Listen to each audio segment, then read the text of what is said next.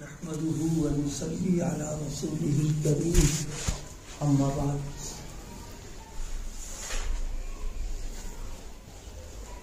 عبادات میں فرائض اور واجبات کا ہم سب لوگ اہتمام کرتے ہیں اور فکر رہتی ہے کہ بھائی فرض چھوٹنے نہ پائے، واجب چھوٹنے نہ پائے. تو یہ تو فکر اچھی چیز ہے. اسی کے ساتھ میں کچھ چیزیں وہ ہیں جو مستحبات اور نوافل ہیں. اس کو عام طور پر ہم لوگ سمجھتے ہیں کہ بھائی نفل ہے، پڑھ لو تو ٹھیک ہے، نہیں پڑھو تو کوئی بات نہیں ہے.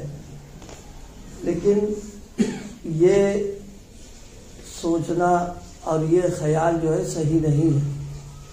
فرائض اور واجبات کے ساتھ میں نوافل کا بھی اہتمام ہو، سنن کا بھی اہتمام ہو، بلکہ جو چیزیں مستحب درجے کی ہیں ان کا بھی اہتمام کرنا چاہیے. دیکھیے ہم لوگ سفر کرتے ہیں تو سفر میں جو چیزیں ضرورت کی ہیں وہ سب کو معلوم ہے کہ ہماری ضرورت کی کیا کیا چیزیں، اس کا بھی اہتمام کر لیتے ہیں. اس کے بعد میں کچھ پیسے زیادہ ضرورت سے رکھ لیتے ہیں جیب میں.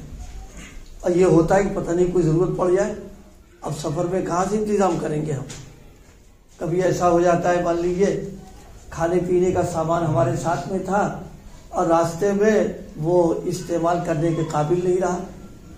تو اب اگر زائد پیسے ہماری جیب میں مثال طور پر نہیں ہے اور بالکل ناپ تول کر کے لے گئے ہیں تو بھوکے جائیے، اب ضرورت کیسے پوری ہوگی ہماری وہاں. تو جس طریقے سے سفر میں احتیاطاً کچھ زائد رکھ لیتے ہیں، جتنے کے ٹکٹ ہوتا ہے اس سے زائد رکھ لیتے ہیں کہ بھائی ضرورت پڑے گی تو کام آ جائے گا. اسی طریقے سے اعمال کے سلسلے میں واجبات ہیں، فرائض ہیں، ان کا تو اہتمام ہے ہی ہے. اسی کے ساتھ سنن کا اور نوافل کا اور مستحبات کا بھی اہتمام رکھنا چاہیے. وجہ اس کی کیا ہے؟ وجہ یہ ہے کہ دو وجہیں ہیں.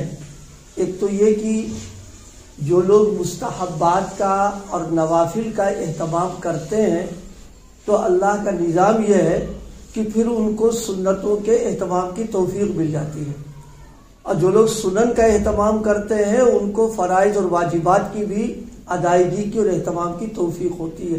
یہ ربط ہے، جڑا ہوا ہے شریعت میں. فرائض اور واجبات اور مستحبات کا آپس کے اندر جوڑ ہے. تو ہم جب مستحبات کا بھی اہتمام کریں گے، نوافل کا اہتمام کریں گے، تو اس کی برکت سے فرائض اور واجبات کے اہتمام کی فکر رہے گی ہمارے اندر. ایک اور دوسری بات یہ ہے، قیامت کے دن جب فرائض اور واجبات جو عبادات ہیں جب ان کو تولا جائے گا تو معلوم ہوا کہ وہ پلہ جو ہے وہ ہلکا پڑ رہا.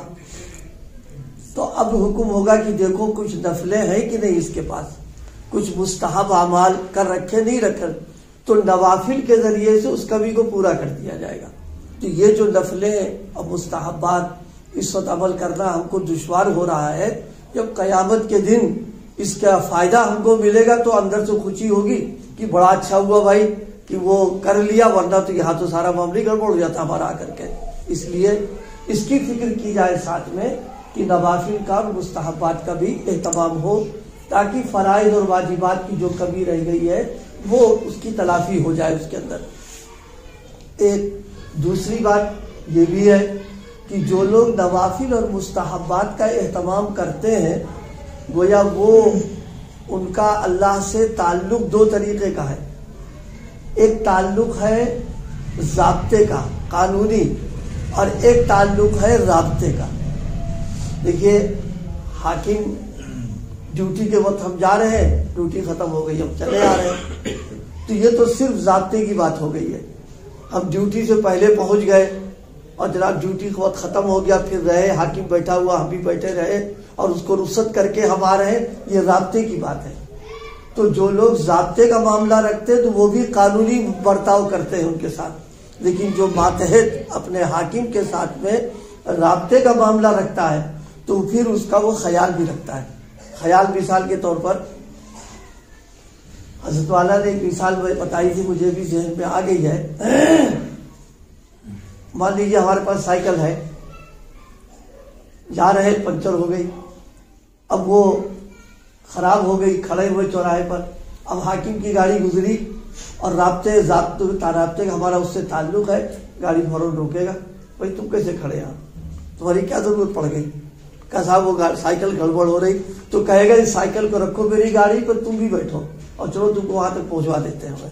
یہ رابطے کا جو معاملہ ہے دنیا میں دیکھتے رہتے ہیں ہم لوگ ہے۔ اسی طریقے سے نوافل کا، مستحبات کا اہتمام، یہ رابطے کا تعلق ہے اللہ تعالیٰ کے ساتھ رکھنا ہے، اس کا اہتمام ہوگا تو پھر اس کی عنایتیں ہمارے ساتھ ہوں گی، اس کا فضل ہمارے ساتھ میں ہوگا۔ اس لیے کہا جاتا ہے بھائی کہ نمازوں کے سلسلے میں فرائض کا بھی اہتمام کر رہے ہیں، بہت اچھی باتیں کرتے رہیں، اسی کے ساتھ ساتھ میں تہجد کا بھی اہتمام کیا کریں، اوابین کا بھی اہتمام کیا کریں، اور بزرگوں نے اس کا بہت مختصر کورس اور نصاب بتایا کہ شروع میں یہ کرو، دھیرے دھیرے عادت بن جائے گی، پھر اس کا کرنا آسان ہو جائے گا۔ مثال کے طور پر تہجد کے سلسلے میں 8 رکعت، 6 رکعت، 4 رکعت ہے، فرمائے کم سے کم 2 رکعت پڑھ لو۔ ظاہر 8 کا پڑھنے میں اچھا خاصا وقت لگے گا، اور ابھی ابتداء ذرا درس و باری بھی ہوگا، 2 رکعت نماز پڑھ لے تہجد کی نیت سے، وہ بھی عشاء کے بعد پڑھ لے۔ ظاہر عشاء کے بعد پڑھنا آسان ہے۔ اخیر شب میں اٹھنا ایک بڑا مسئلہ ہے، جو عادی ہوگا وہ تو اٹھ پائے گا، آدمی تو اٹھ بھی نہیں سکتا اس میں، بلکہ آنکھ کھلے گی تو لحاظ سے نکلنا مشکل پڑ جائے گا، اسی میں لیٹا رہے گا وہ۔ تو عشاء کے بعد 2 رکعت تہجد کی نیت سے پڑھ لے آدمی، انشاءاللہ اس کو تہجد کا ثواب ملے گا، اور پڑھنے کی برکت یہ ہوئی کہ اللہ پاک اس کو اخیر شب میں اٹھنے کی توفیق عطا فرما دیں گے۔ ایک اسی طریقے سے اوابین کے سلسلے میں 6 رکعت اوابین ہے اصلاً تو یہی، لیکن بزرگوں نے ایک تدبیر اور بتا دی کہ عام طور پر مغرب کے بعد 4 رکعت پڑھی جاتی ہے، 2 کر کے، تو 2 اور پڑھ لے، بس اس کی اوابین ہو گئی۔ اب یہ دھیرے دھیرے پھر عادت بنے گی تو مستقل 6 پڑھنے کی عادت بن جائے گی، یعنی مغرب کے بعد 2 رکعت سنت مؤکدہ اور 6 رکعت الگ اوابین، اصل یہی ہے اس کے اندر، لیکن عادت بنانے کے طور پر عام طور پر چونکہ 4 پڑھتے ہی ہیں تو ان سے کہتے ہیں 2 اور پڑھ لیا کرو، تو 2 سنت مؤکدہ، 4 نفلیں اوابین کی پڑھنے کی عادت ڈالے تو دھیرے دھیرے انشاءاللہ پھر مستقل 6 رکعت پڑھنے کی توفیق مل جائے گی اس کو۔ تو اس پر عرض کیا کہ مستحبات اور نوافل اس کا مزاج بنانا چاہیے، اس کی عادت ڈالنا چاہیے، تاکہ دھیرے دھیرے اللہ سے رابطے والا معاملہ پیدا ہو جائے ہمارا۔ ضابطے کا تو ہے، فرائض اور واجبات اپنی ادا کر رہے ہیں ہمیں، اور وہ بھی اللہ جانے وہ ہم ان کے معیار پر اتر پا رہے ہیں کہ نہیں پا رہے ہیں، یہ مکمل ہو رہی کہ نہیں ہو رہی ہے۔ تو اگر نوافل کا ذخیرہ ہمارے پاس رہے گا تو اس کی برکت یہ ہوگی، وہاں بھی کام بنے گا اور یہاں بھی کام بنے گا، اللہ کی عنایتیں ہوں گی کہ بھئی یہ رابطے والے کام بھی کر رہا ہے یہ، اور اسی کے ساتھ میں اگر وہاں کمی پڑ گئی تو اس کی تلافی ہو جائے گی اس کے اندر۔ تو آج جو بات عرض کی ہے میں نے وہ یہ کہ فرائض اور واجبات کا اہتمام، اور اسی کے ساتھ نفلوں میں اور مستحبات پر بھی توجہ دی جائے، اور جو ادنا درجہ ہے وہ اختیار کر لیا جائے، پھر دھیرے دھیرے بڑھائے، انشاءاللہ پھر ایک وقت ایسا آئے گا کہ پھر انسان چھوڑنا بھی چاہے گا تو بھی نہیں چھوٹے گا، اور بغیر کیے اس کو چین بھی نہیں پڑے گا۔ مختصر سے ایک واقعہ یاد آ گیا، بس بات ختم کریں۔ حضرت گنگوہی رحمۃ اللہ علیہ جب حضرت حاجی صاحب سے بیعت ہو گئے تھے، تعلق ہو گیا، تو انہوں نے شرط لگا دی تہجد نہیں پڑھیں گے، تہجد ہمارے پڑھنا نہیں، بس کب نہیں پڑھ پائیں گے ہم۔ تو فرمایا ٹھیک ہے بھائی، تم سے کون شرط لگا رہا ہے، بس تم کو کچھ اللہ کا نام بتا رہے ہیں، تم ذکر کر لیا کرو، کہاں یہ تو کر لیں گے ہم۔